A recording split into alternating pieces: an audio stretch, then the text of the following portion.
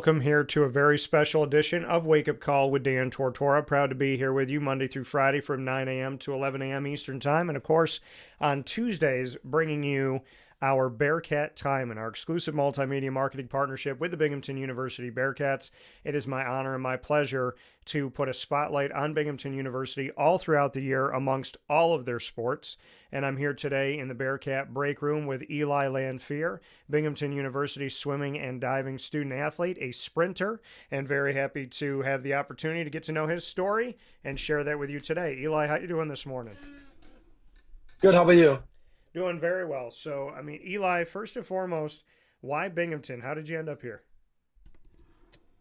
I'm from the area. If people know, I'm from Chenango Valley. So I knew of Binghamton my whole life. And when I was looking for colleges in the process, honestly, it was just the combination of good academics with like high quality athletics, especially if you were to look around New York.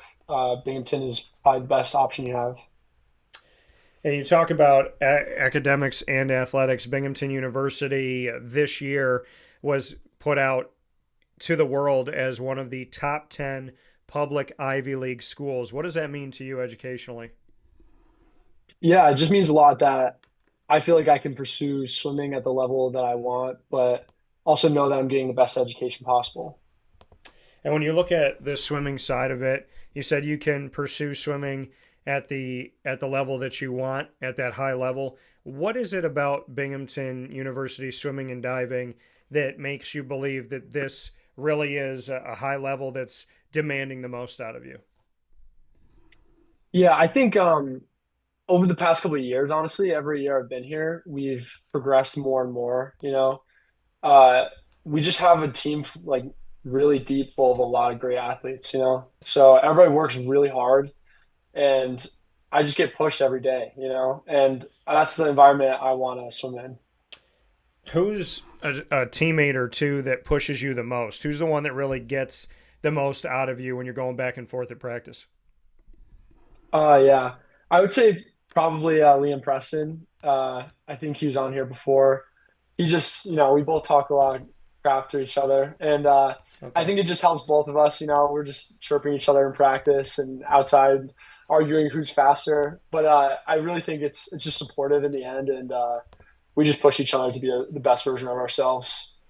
And for you, like you said, kind of that trash talking back and forth with Liam, who is the better trash talker between the two of you? I mean, it's obviously me, right? Okay. Okay. Well, who is, are you a trash talking in the sense of you're consistent throughout the back and forth? I mean, or do you kind of say something, let it linger and sit? Or are you that person that's constantly talking? I can't. I'm not gonna let myself lose. Like I won't let him have the last word. Honestly, and it's most likely throughout practice when he doesn't want to hear it. But it's the same thing the other way around. And it's not just Preston. There's a lot of guys on the team. I think we all kind of do it to each other just to motivate each other. It's kind of the best form of motivation in a way. Yeah, well, and I look at it like this. If your teammates are trash talking you and you get used to that with your teammates doing it, then when somebody does it on another team, it probably doesn't even phase you. Yeah, yeah, yeah. Now, who would you say, in your experience at Binghamton, who has had the loudest team that you've gone up against? Like, who, because I know when you're at a swim meet, it can get loud, and because of the space that you're in the pool and all of that, it's echoing. And some teams are just all the time loud as all get out. They try to just make that a part. I mean, it's like, yeah, you're in the pool swimming, but then the rest of the team tries to make it an event outside of the pool. Who do you think has been the loudest, rowdiest team you've gone up against? Yeah, I mean, obviously the goal every meet is for us to be that team, Yeah. because I think that you bring a presence that is honestly just intimidating.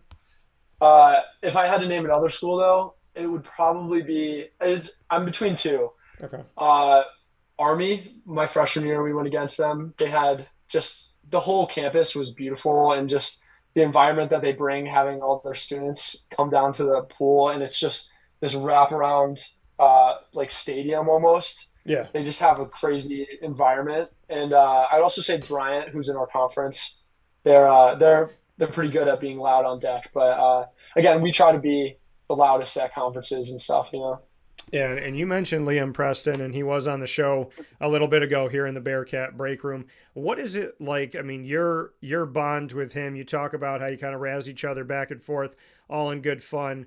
But what can you say about that bond that you have with him? And now that I have you on the broadcast and you get to say the last word since he was on before you, what do you want to Yeah. share about Liam?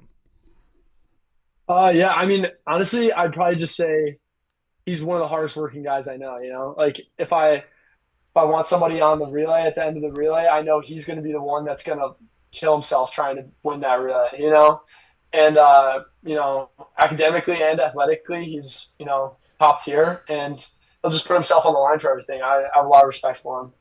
Yeah, well, Don't tell him I said that though. tell him not to listen or don't watch this one.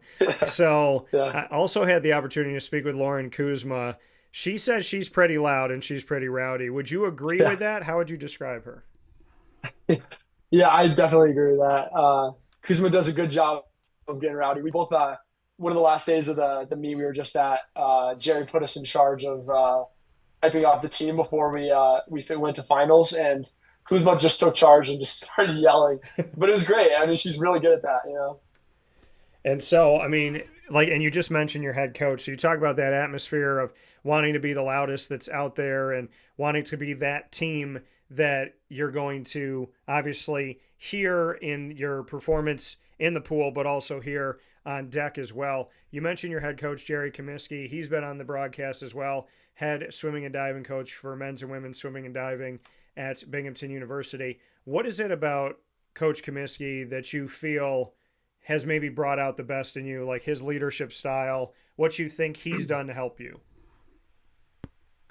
Yeah, I think Jerry just he's really good at focusing on the goal, and I think the goal is champs, you know, and we'll talk about it through the summer, even talking about how he's gonna line up the relays and stuff, and who's gonna be in what events and how we win. And I think that's the mindset that he has going into any recruiting process or any scoring or who's swimming what events. That's just the first thing in mind is how do we win champs, and I think that's what you need in this sport because in the end, the championship meet is really what matters to us, you know. And you call him Jerry, you don't call him Coach or Coach Comiskey. Did he say that's okay? Because I mean, some coaches are like, "Don't call me by my first name." Is he cool with you all calling him Jerry, or is he gonna watch this right now and be like, "Oh, okay, I'm gonna have something to say to Eli"? I don't know. I haven't thought of it. I guess I have had certain coaches I called coach, but only a couple of people will call him coach in this instance. Maybe he wants that change. I don't know. He's never mentioned it before, honestly. Okay. I asked you about his leadership style, and you talked about some things that he's looking for in the focus and whatnot. But how would you describe the way that he leads the team? The teams, I should say. I think he's a good leader, and I think he gets he's on a level where it's like we're all part of one team. You know, he's not completely above us, and we're not too intimidated to talk to him. You know, I think I've had coaches in the past where I was too scared to like talk about an event, but with him, like we can. It's on the same level where we can talk about things, and I can suggest things that I feel like I need for my race or whatever, and I feel like that can be reciprocated. So I think that's probably one of his strengths that like helps the team.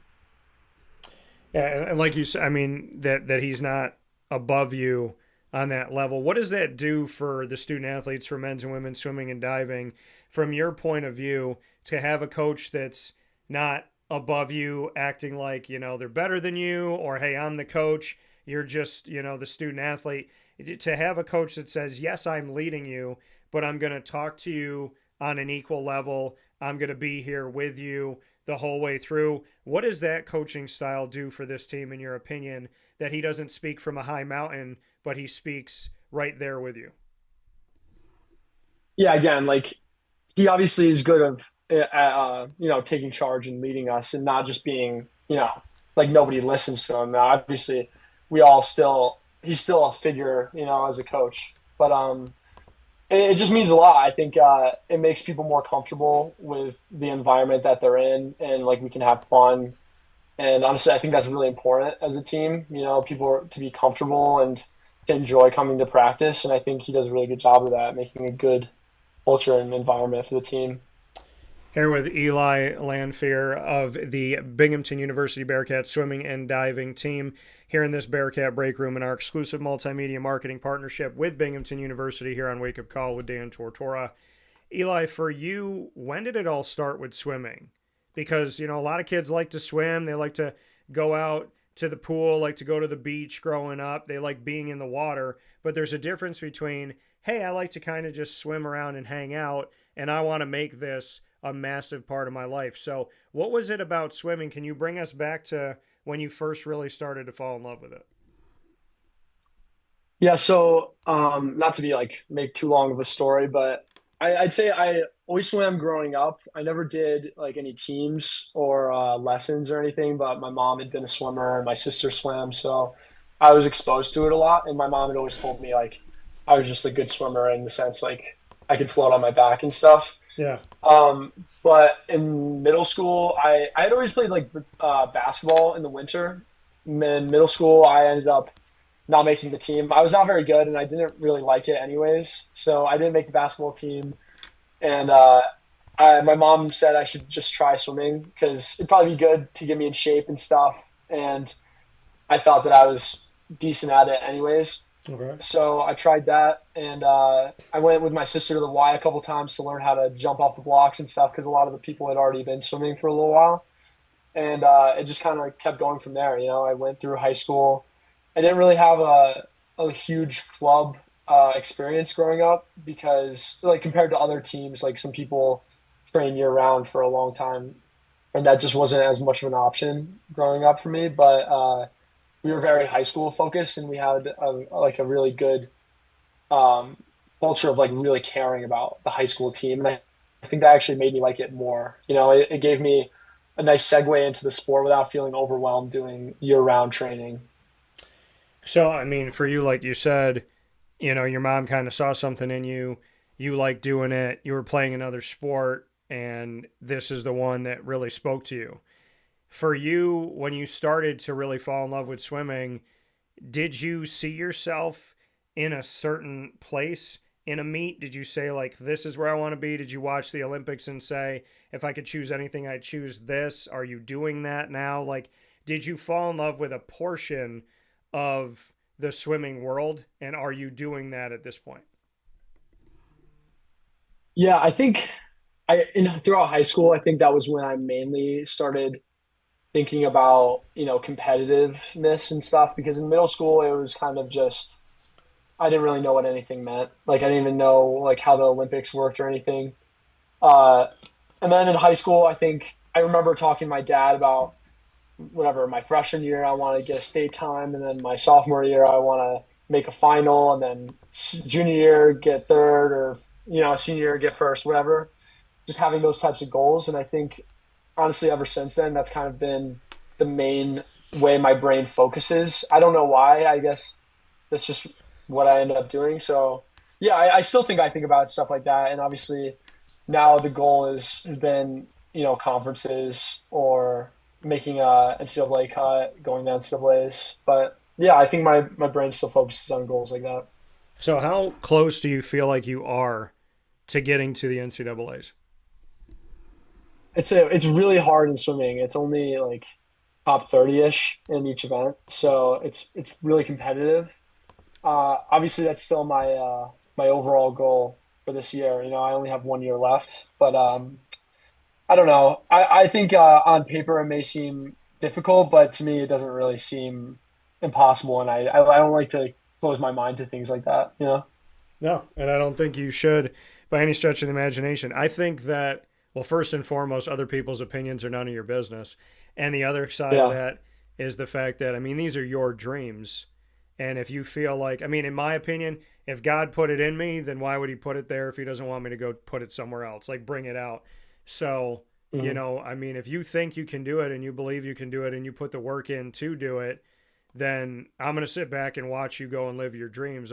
I think that people that chase after what they want and take those God given talents and gifts and then put them towards something good. If you're going to go out and work hard and you love it and you appreciate it and you believe in yourself, then I don't think there's a limit to that. Yeah, man, I totally agree. I talk to my roommates about this all the time. I live with some track guys, and they we all talk about stuff like this. Yeah, and I love. I mean, we brought up the Olympics, and I want to address this for a second. The Olympics, it's fun. It seems like all these people in America love all these sports during the Olympics, and then the Olympics aren't going on, and then they're like, okay, I'll come back to swimming, I'll come back to track when there's another Olympics here because we got to fight for America and we got to have this country pride. What can we do for Olympic sports to change it? I mean, here on the show, I make it a point for many years of covering Olympic sport, literally covering any. I mean, it's funny. People ask us, what did we cover? And I'll say outside of water polo and like cricket, we've covered crew, bowling, volleyball, basketball, football, baseball, softball, field hockey, swimming and diving, volleyball. If I didn't say volleyball, I think I did. But it's like, soccer and on and on and on. Any sport, I'm with lacrosse to track and field, cross country. I want to learn and I want to see everybody get the spotlight. So here on the show, I don't see a difference amongst any of you because I treat you all the same. What can we do nationally and internationally to make sure that Olympic sports don't just show up during the Olympics?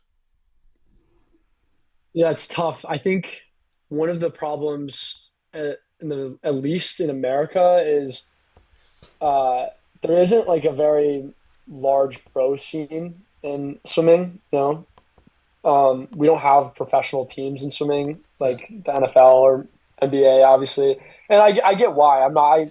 It's not like I can't believe that. But I just don't think there's a huge field of people like pursuing it after college. And I think that makes it hard for viewership throughout like the rest of the year or the rest of the 4 years, I guess, for other people to watch. And I also think it can be a little confusing when people don't know times and stuff. Same thing with track. I think that is kind of one of the things that holds us back. I think something that could change is probably just, I don't know if you saw that documentary on the track and field sprinters, the sprints show. I do not. I think they did a good job of hyping up, the Olympics, like showed the personalities in the sport and stuff. And I think stuff like that in swimming would probably help the sport grow beyond just every 4 years. Yeah, I mean, I think what you're essentially saying is information is power, right? So getting Yeah. more information out there and having people understand the sports that they're watching and, understand, like you said, times and different things with swimming and diving to get a feel for it. Because once you have a feel for it and you're right, because I think, there's parents and, parents, guardians, relatives, friends, and whatnot, they might not know about it, but a loved one's in swimming and diving. So then they go to a meet and then they want to know, what does this mean? What does that mean? And then once they know, now they're like, okay, now they're a little bit louder. Now they're more invested. So I feel like in this sport and in a lot of, the Olympic sports, it comes to that personal connection.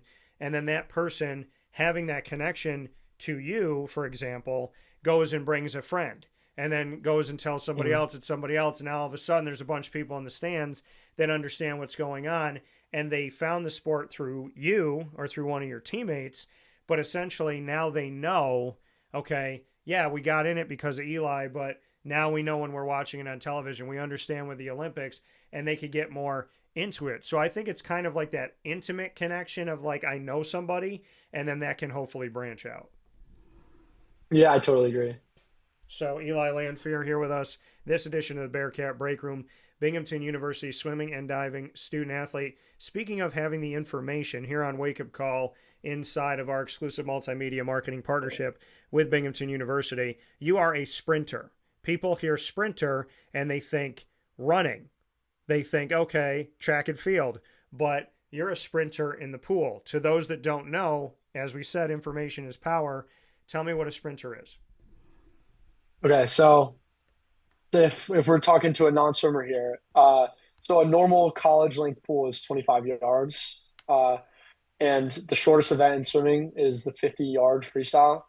So I swim the 50 freestyle, the 100 freestyle, and the 100 fly mainly. And so that's 2 laps or 2 lengths and then 4 lengths for those other ones.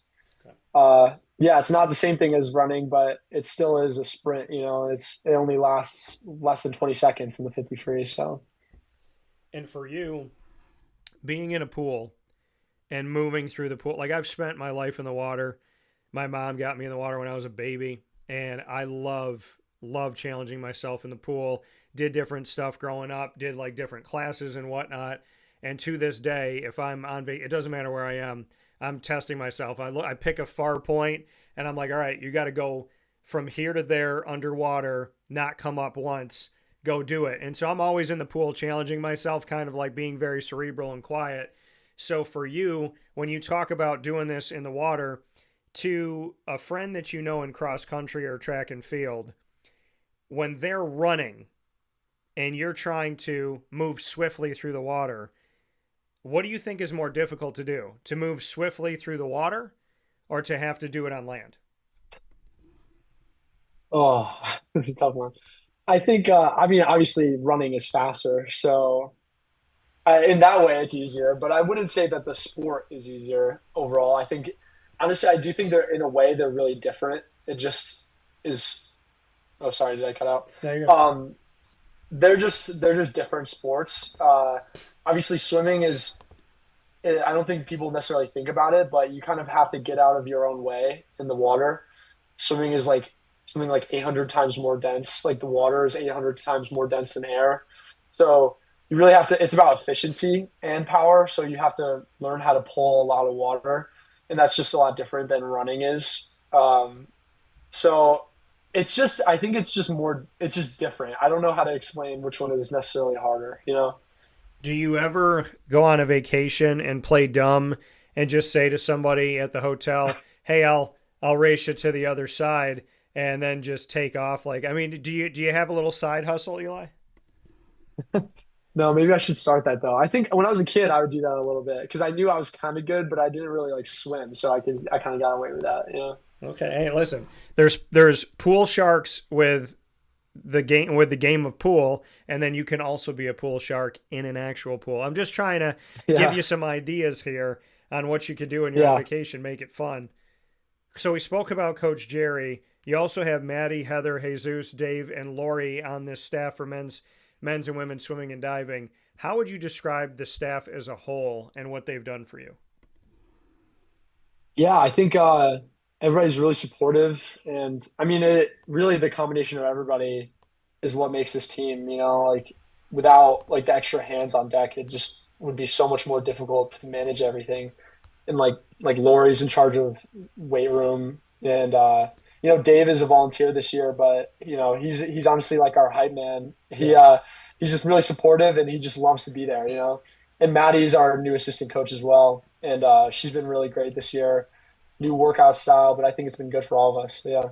And Jesus is the diving coach, and Heather is also the dive coach. Yeah. So And I don't have as much personal experience, but I mean, personally, they're great people. I love talking to them. yeah, and I know you being on the swimming side and not on the diving side, I would imagine with all these teams kind of being under Jerry that in this kind of like overall umbrella of swimming and diving that you have some interaction with them and just looking at that overall support, which is good to hear. We look at where you've gone to at this point this season, and you've gotten to do something that I know other teams have not been able to do, which is start off the 2024-25 season with a lot of meets at home. And so the Patricia A. Saunders Aquatic Center, we take a look at that. You have a victory over Lemoyne College, who's in their second year in transition to Division One from D2. You have that victory over Bryant University, and then the victory in Buffalo over Canisius, and then recently a loss to Cornell back at Binghamton University, and then finishing third of six teams at Providence, Rhode Island at the Brown Invitational. So up to this point, when we take a look at swimming and diving on the men's side of things, a record of 3-1. Just your take on how you feel the team has performed up to this point, and if you have any favorite moments.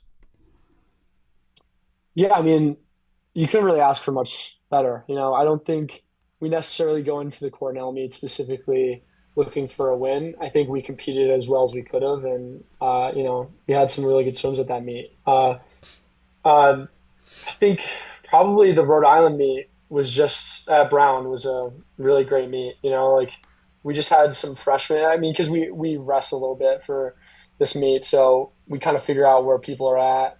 Freshmen who haven't necessarily swam the events that they're going to swim at champs get to learn where they're at and where they stand on our team, and some of them really popped, and it was really great to watch that. That's like my favorite part of the sport is just watching people pop, and go really fast. And that happened at that meet, and I'm really proud of the team. And Eli, I mean, you have a break right now, but you, like you said, you're from Binghamton, Chenango Valley is where you went to high school. So what's the regiment between now and then? Because we have the holidays, we have Thanksgiving, we have Christmas coming up, and Hanukkah and Kwanzaa, all of that good stuff. But you don't have another meet until January 11th. So, and we're going to see three meets in January, two at home. Fairfield at home on Saturday, January 11th at 1 p.m. Then on the road, Staten Island at Wagner in New York the following Saturday, January 18th. And then the Saturday after that, back at home for the senior day meet against Marist College on January 25th. That Saturday at 1 o'clock. The one on the road at Wagner's at 11 a.m. before the America East Championships, which is February 19th to the 22nd. So in this in between, because you're so close to Binghamton University, what's your regiment like? It's like, hey, I'm just gonna go work out at the aquatic center throughout the holidays here and be ready for that next meet January 11th. What's the plan between now and then as you have some time off? Yeah, so I mean, there's time off from school, but there isn't really much time off out of the pool. Yeah. Didn't mean to rhyme that, but uh, it's Thanksgiving maybe people go home and they have to train at home and maybe with their home club teams or something. But that's only a couple days, and then we're back in the pool at full volume, and we're just trying to get back into the swing of things, build up leading into champs again. And then once Christmas break starts, again, people are back home for a couple weeks.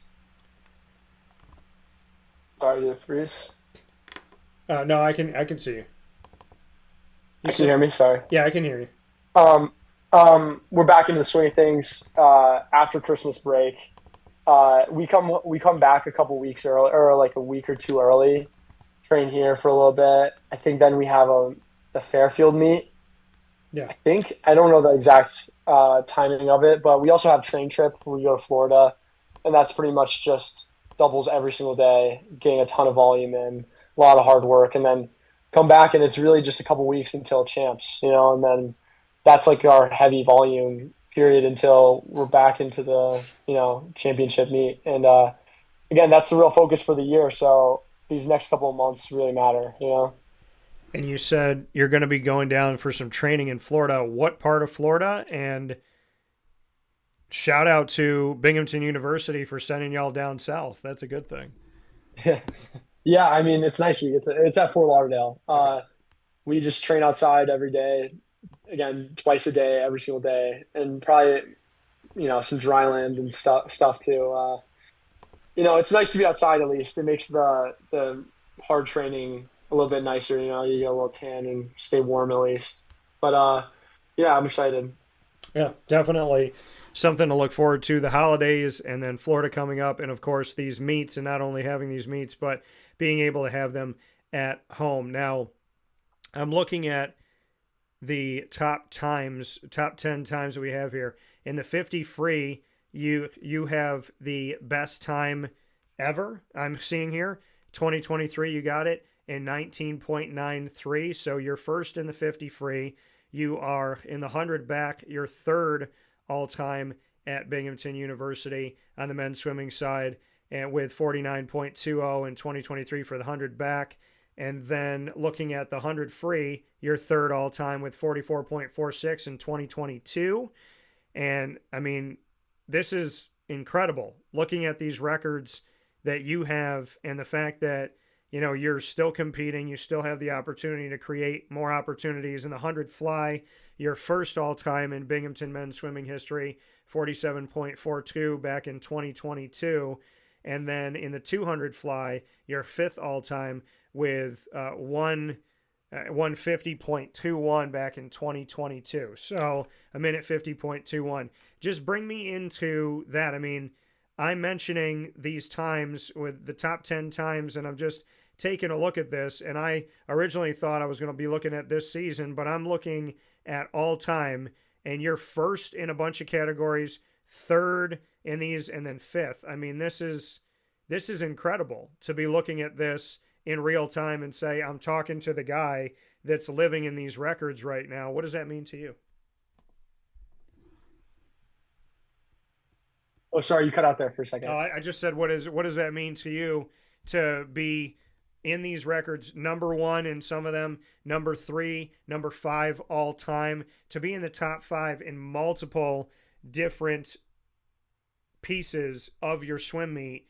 All of these things that you've done, you still have the opportunity to create more records, to beat your own record, but to be number one, number three, number five in so many different categories in Binghamton men's swimming history, just what that means to you. Yeah, I mean, it means a lot. I mean, I think some of those times are a little old now because we've had a couple meets where I've gone a little bit faster now. But I Okay. mean, it means the same thing, you know. I I'm proud of it, and I'm proud of the other guys who are on that list too. You know, because really a lot of the guys who are on the team right now are on that top 10 list, like just scattered throughout the whole thing. And Yeah. a lot of the guys I've had the opportunity to swim with the past 4 years too, who are not here anymore. Uh, yeah, it's just it's a great environment, and it's a culture that we're building every year, and I'm just really proud of Well, that. it's a huge congratulations to you, to your teammates, to looking at the fact that, like you said, not just you, but student athletes currently on these teams for men's and women's swimming and diving that are setting all-time top 10 records in the here and now. That in real time we're seeing these records being broken, and seeing people rise through this like yourself. So congratulations to you. You answered it very humbly, which I appreciate, but many congratulations to you on that. And I look forward to seeing some more get broken by you and your teammates as well. And I hope that you and Liam get to duke out a couple things just for fun for me, since you mentioned him.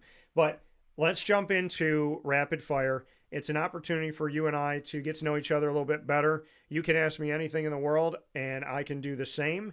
And this goes out to people all over the country and the world, so no pressure for either one of us. Any topic, you get to start, Eli. What do you got for me? Oh man. Uh, let's see. I you may not have an answer for this, but do you have a favorite swimmer? That's a good question.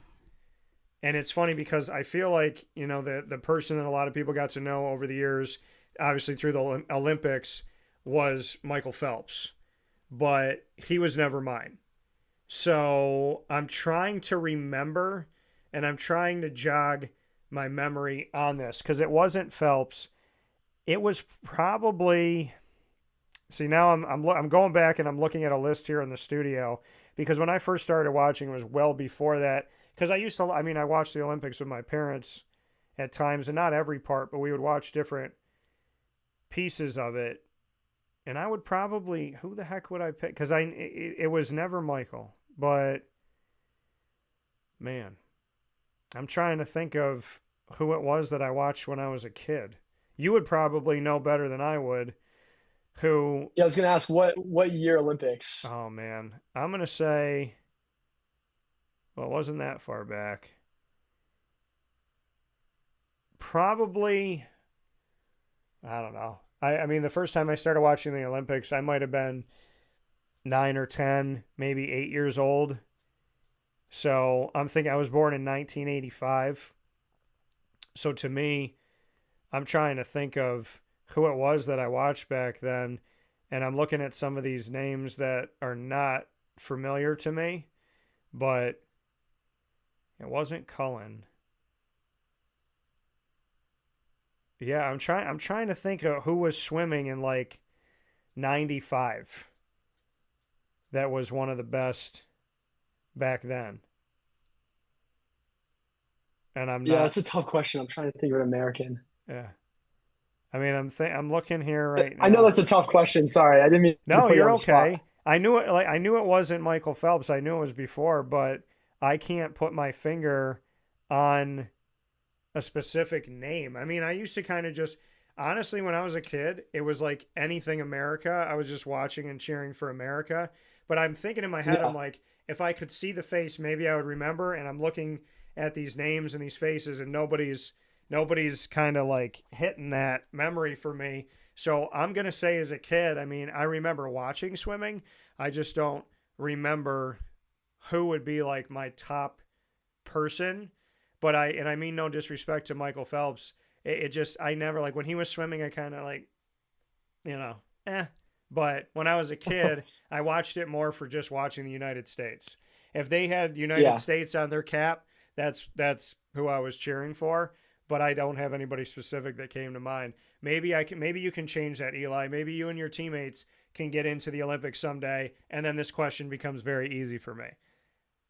My yeah. my question back to you: if you could have dinner with any three swimmers from any country, what three swimmers would you want to eat with and why? Oh, that is a tough question. I mean, I'm probably gonna name some names that people don't know. Maybe some people know. I guess I would probably say Michael Phelps just because he's the best. I know you're not necessarily the biggest fan of him, but It's I not that think I don't like into him. It's just he was never like, yeah, that's the guy that like it was like I said, it was before him that I paid attention and he just never was like I was happy for him. I'm always going to be happy for him. He just wasn't the one that I'm like, yeah, I'm going to pick that guy.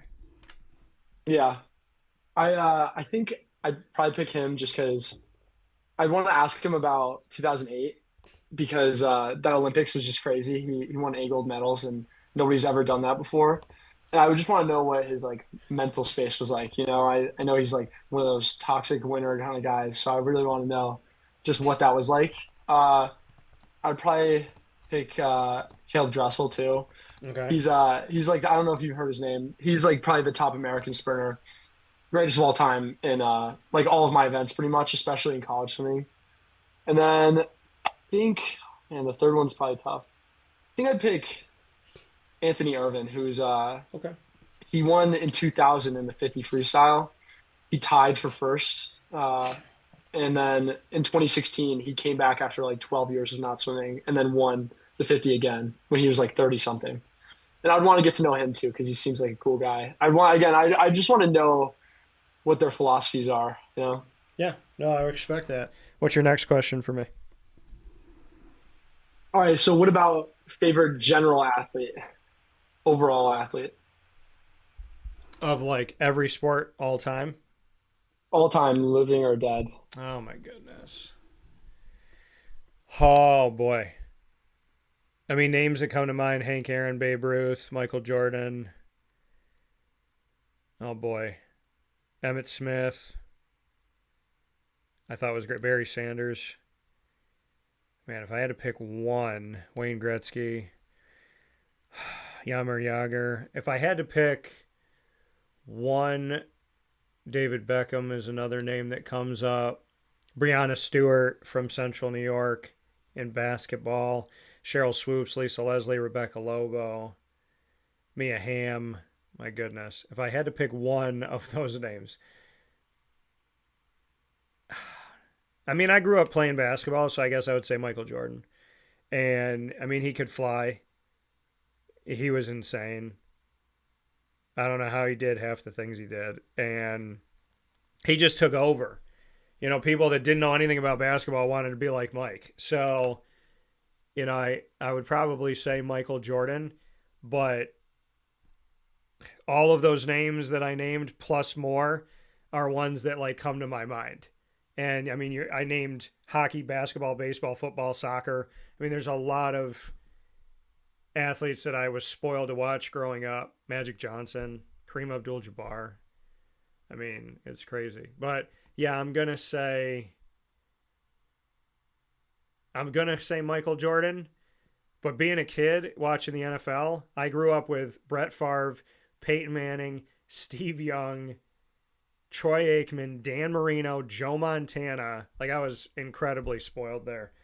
So, yeah, that's tough, but I'll say Michael Jordan. My question back to you. Well, you burn a lot of calories when you're in the pool. So tell me your meal, if you could only have one meal for the rest of your life before every single swim meet, what would it be and why? Oh, before swim meet? Yeah. Like, so is this the day of or is this the night before? Let's do both. Okay. Oh, because day of, I have to keep it light. I'd probably keep it like, just some. If I'm swimming in the morning, I'd probably pick like some toast and eggs. Okay. Nothing too crazy. Maybe like some gummies and stuff like before my race if I'm still feeling kind of hungry. Okay. I don't like anything heavy, but just like quick carbs. And I guess the night before I'm eating whatever I want for the most part. Nothing like super unhealthy, but I'm trying to eat a lot of food because I don't want to have to worry about being hungry the next day. So I'd probably pick oh, probably a burrito with just like a bunch of beans and rice and whatever, carnitas, stuff like Okay. that. Nothing too spicy because I don't want it like the acid reflux coming up when Yeah. I'm swimming. But other than that, burrito probably sounds pretty awesome. Okay. All right. Fair enough. What's your last question for me? It's funny you ask a food question. I was gonna ask what's your just go-to favorite food? Man, probably tacos. I mean, I'm Italian and Spanish, and I'd probably say, I mean, there's so many, and my family makes a lot of great stuff. But what I make all the time, I make tacos all the time, and I make them at home. Get a little red cabbage, lettuce, carrots, some shredded, probably Colby Jack cheese, something of that effect. Put that on there, and it's either shrimp or ground up turkey that I season myself. And so I'm probably going to say tacos just because I make them a ton. I never get sick of them. And when I make them at home, I like eat all, I can eat a lot and then not, I don't feel like bogged down. There's no like Hmm. preservatives and stuff that's like kind of killing me. So I feel like when I eat them at home, it just feels light. I feel good. I feel nourished, but I don't feel like I just did something bad to my body. So yeah, I'd probably say tacos. My last question for you. If you came out to a song when they announced you, so they said Eli Lanfear coming up to the pool, as you walk out, there's one song that plays. It's the Eli anthem. What is it? I'm probably gonna say Ocean Man by Ween. I don't know if you've heard of it. I don't think I It's have. just the song I went with since high school. Me and my friends in high school just really like that song, so I walked out to it at States my junior year. So I think I'd pick that. Okay, I like it. Ocean Man. Sounds good. Very fitting.